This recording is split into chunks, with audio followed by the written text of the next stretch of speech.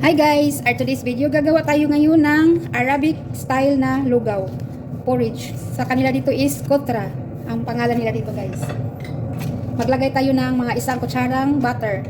Kasi ang gagamitin natin ay with olive oil na tuna. At nag-wash and soak na din ako ng rice. Mga 1 cup siya guys. At binabad ko siya ng 1 hour. Sibuyas. 2 large na sibuyas.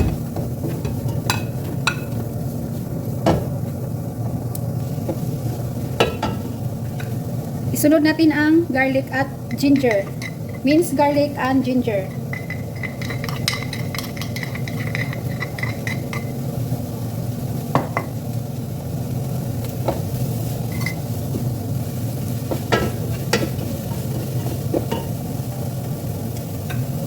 At ilagay natin ang tuna. Olive oil ang ano siya, guys. Ang flavor ng tuna.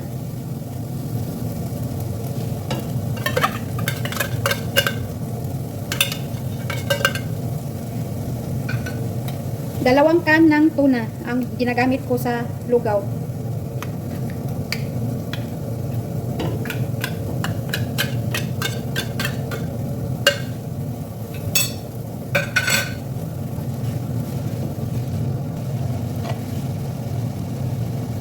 Maglagay tayo ng 2 maliit na kutsarita.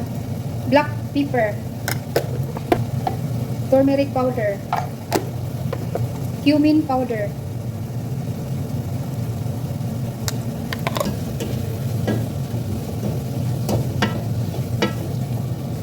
peeled tomatoes, at ang bay leaves. At ilagay natin ang kusbara powder, kusbara leaves or coriander leaves.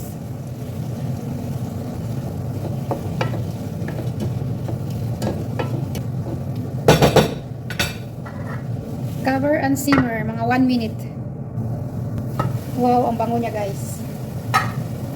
At magagamit tayo ng mga 2 tablespoon na tomato paste.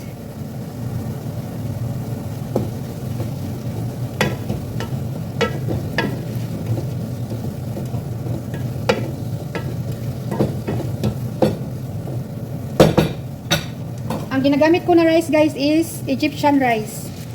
Medyo malagkit kasi ang Egyptian rice.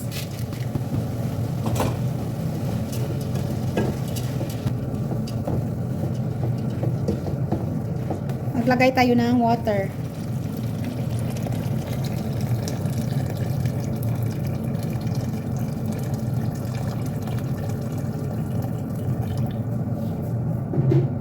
At titingnan natin mamaya kapag medyo sticky na siya guys, lagyan natin ng counting water. Mag-add tayo ng counting water guys mamaya.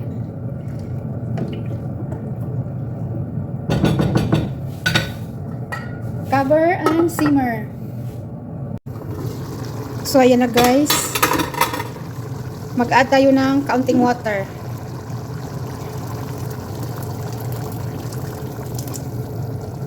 At kayo na din ang bahala sa panlasa ninyo guys. Kanina nilagyan ko siya ng vegetable cube. So ayan na guys, our porridge is ready.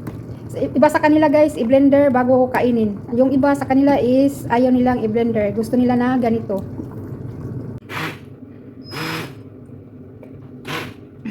May siya yung picture.